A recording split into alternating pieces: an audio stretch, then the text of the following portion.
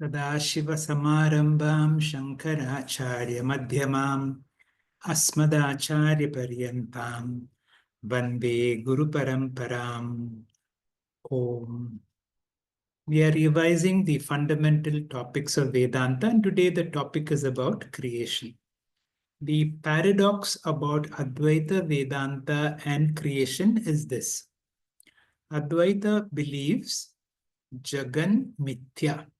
That means whatever you see is mithya, or of a lower order of reality, or not real, which means there is no real creation. So the whole topic of creation is something Advaita Vedanta has very difficult to accept. And yet, all Upanishads and all the Gitas talk about creation. Why? Because we see, all the students of Vedanta, we see a creation. We are quite often tormented by the creation. The creation is absolutely real for us. So the teacher has to come down to our level, and this is what is called Adhyaropa Apavada. For the sake of our understanding, the Shruti and our gurus come to our understanding and hypothesize a creation. So there are various theories of creation. Advaita Vedanta does not have any theory because Advaita Vedanta is very clear that there is no creation. But still, there is a philosophy where there is an excellent theory of creation. This is called Sankhya Yoga. The Sankhya philosophy, Advaita Vedanta draws from Sankhya. So let us see what we understand about creation. The theory that Advaita goes by is called Satkaryavada. Really, again and again in the Gita and the Upanishads, they say one thing, that nothing is really created. If at all we see a creation, it is all about manifestation and unmanifestation. In science, we have the law of conservation of matter and energy, which means nothing can be created, nothing can be destroyed. But what can be done? The creation can come into manifestation. The creation can go into an unmanifest form. Whenever it is unmanifest, in Sanskrit, it is called pramana agocharam. That means pramana. My sense organs and mind are not able to appreciate. For example, we know that in the milk, butter is existent, but we are not able to perceive it. So whenever there is an unmanifest creation, creation exists in seed form, but I am not able to experience or able to transact with it. Now, Tattva Bodha is a wonderful text. Of course, it banks on the Sankhya philosophy, and based on Sankhya, which has got 24 tattvams. So that is how Tattva Bodha begins. And the teacher says, Atha. From now on, let us listen to Chatur Vimshati Tattva Utpatti Prakarana Vakshamaha. I will now explain the evolution of the 24 elements. As I said, there are no theories, but we will talk about two kinds of theories. One is called a gradual creation. That is what we accept. That is the Krama Shrishti. The other is called Yugapat Srishti. Instantly and instantaneously, the whole creation can come. Now we are going now to the original Tattva Bodha verses, which talk about Atha Chatur Vimshati Tattva. Now we will talk about those 24 principles from which the whole creation, Utpatti Prakaranam, how they got evolved, Vakshamaha, it will be explained by us. What are the 24 tattvas according to Sankhya? The word Sankhya means Sankhe, to count. And the key number in Sankhya is 24. How did we get 24?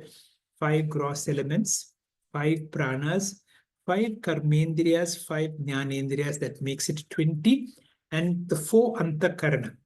Manas, Buddhi, Chitta, and Ahankara. So this is the basis from which the whole creation comes. Let us listen to another verse from Tattva Bodha. It says this: Brahmashraya Sattva Rajas Tamaha Gunatmika Maya Asti. So the whole topic of creation can come only if you consider Maya, because Brahman is infinite and Brahman cannot do anything. The infinite being so big, there is no movement possible. If there is no movement, no change. Creation involves change. Even from unmanifest to manifest is a change. Brahma cannot do it by itself. But Brahman, has got an aspect called Maya or Maya Shakti. And so this Maya Shakti is Trigunatmika. That means it has got three gunas. The gunas are Sattva, Rajas, and Tamas. So Maya was always there. So Maya is there from beginningless time, and Maya is the seed for the entire creation. In all of Vedanta, we have to have a very clear distinction between Brahman and Maya, and we will see what are the common factors between Brahman and Maya and what are their differences. There are three common factors. One, that Brahman and Maya together form Ishvara. Ishvara is a combination of Brahman and Maya. Brahman and Maya together are the cause of creation. Both Brahman and Maya are beginningless. So the three important common aspects is both of them together are responsible for Ishvara and creation, and both of them are there from beginningless time. That means in the very beginning, both Brahman existed, and depending on Brahman, Maya existed. What are their differences? So many. Brahman is of the nature of consciousness. Maya is the nature of matter. Brahman is nirguna. It has no attributes. Maya is saguna. Sattva, Rajas, and Tamas. Brahman does not undergo any modification, nirvikara, whereas Maya is constantly undergoing modification.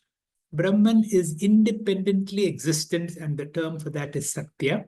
And Maya is Mithya, which has a dependent existence. Brahman is the experiencer, Maya is the experienced. Brahman is the only cause of permanent peace, security, and happiness. In Maya, there is no permanent peace, security, and happiness. Now, from Maya, before creation comes into being, there is an intermediate phase. Scriptures talk of initially Maya, which is in seed form, becomes Sukshma Prapancha, which in this illustration can be called from the seed to the plant to the tree. So ultimately, these are three stages. There is the unmanifest, and then there is the subtle prapancha, and then there is the gross universe.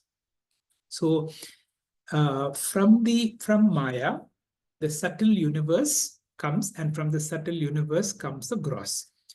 From the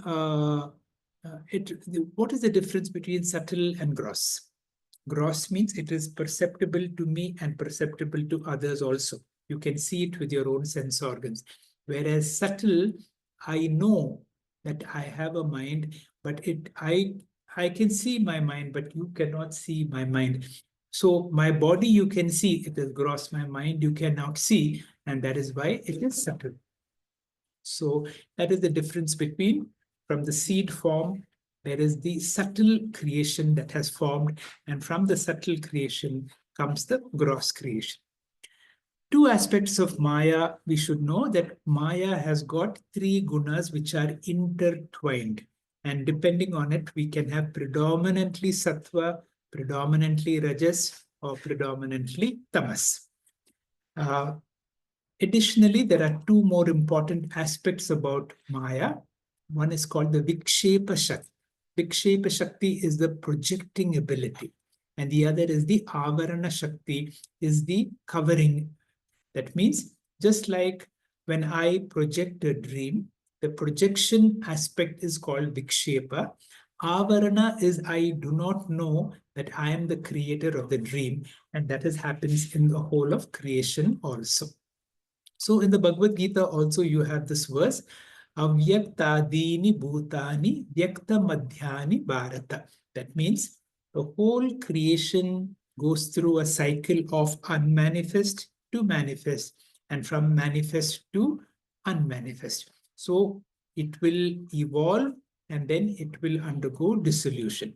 From dissolution to evolution, evolution to involution, and that is the whole cycle. So out of this causal universe, from Maya, the 5 subtle elements are born.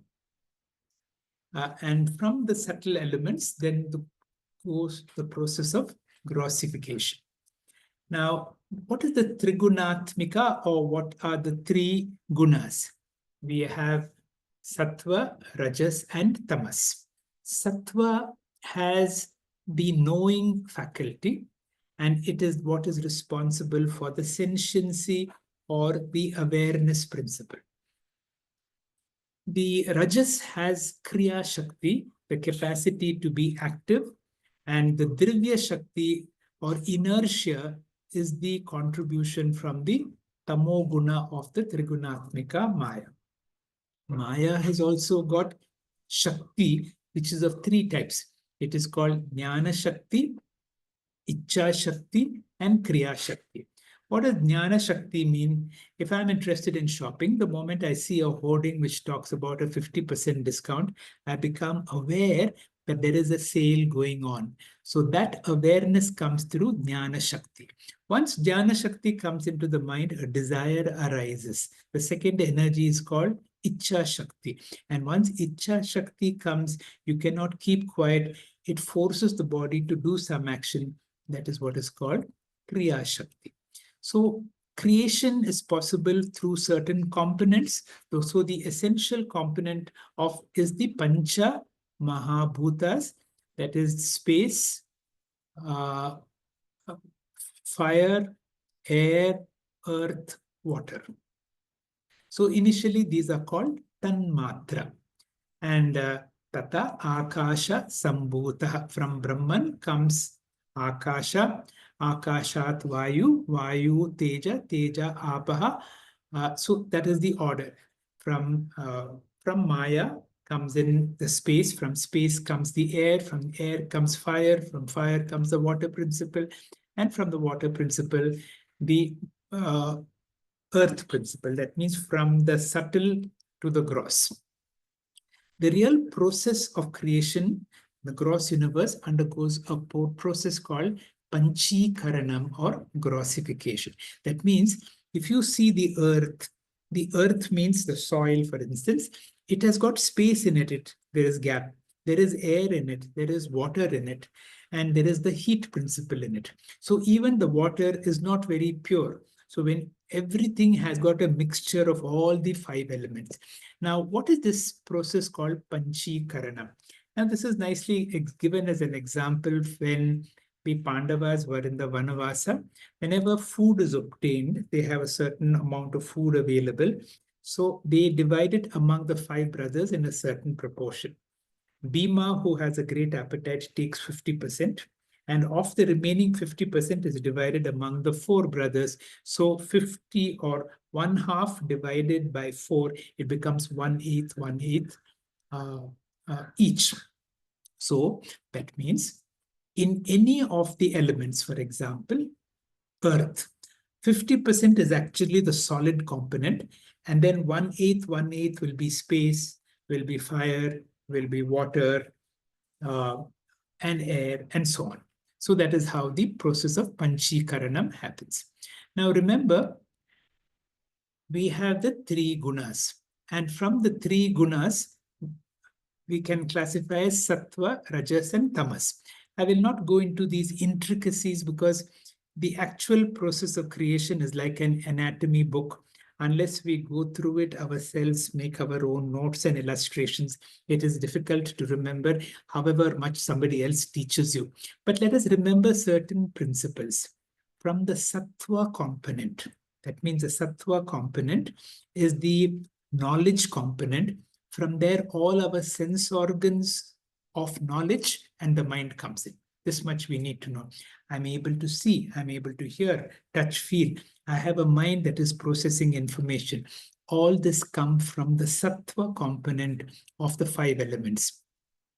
And each of those components, for example, from the space component comes the ear because it has got the sound principle. From the air comes the skin because it has got the touch principle. From fire comes the eye because it has got the light function. From the water comes the taste because it is gives rise to the tongue. And from the earth, the nose, and that comes from the smell function. So these are all from the Sattva component of the Pancha Mahabhutas. These are the original verses, how they get evolved. Now, the mind has got 4 components. The mind is Manas, Buddhi, Chitta, Ankar. Manas is the vacillating component. Buddhi is the firm determination. I will do this, I will not do this. Chitta is memory, and Ahankara is a sense of I. And all these, because they are knowledge-based, they have to come from the Sattva component. So from the Sattva component of the 5 elements comes my mind and the 5 sense organs of action. Then what happens to the Rajo component of each of the elements of what Sattva, Rajas, and Tamas? From the Rajasic component comes all the organs of action. And the organs of actions are the speech, the hand, the legs, the organs of excretion, and the organs of procreation. In addition to the 5 organs of action, from the same Rajasic component come the Pancha Prana. The Pancha Prana are Prana, Apana, Vyana, Samana, and Udana. This is all about the physiology. So we finished with the Sattvic component, which gives rise to the sense organs of knowledge, gives rise to the mind. The Rajasic component gives rise to the organs of action and the Prana Shakti, the Pancha Prana. We are left with the Tamo component of these 5 great metals. And from the Tamo component, Tamas component becomes this gross body and the gross world. So that is how the whole creation happens. Of course, each of this, for example, my eyes have got a Devata, and that is Surya Devata. The mind has a Devata, that is Chandra, and so on. So each of them have a certain principle, and that is also brought out in Tattva Bodha. This is enough for an understanding of how Vedanta brings in creation. But remember, this creation is only what is called Adhyaropa. And in the later state, when the student is ready for Jagan Mithya, it is going to be negated. Negated in the sense, there is no real creation. Just like when I'm in the dream, I experience the dream as real. But the more we become awakened spiritually, we give less importance to everything that I see and experience, including my own body, because I know all of them are mithya, temporary. I, the Atma, is the only reality.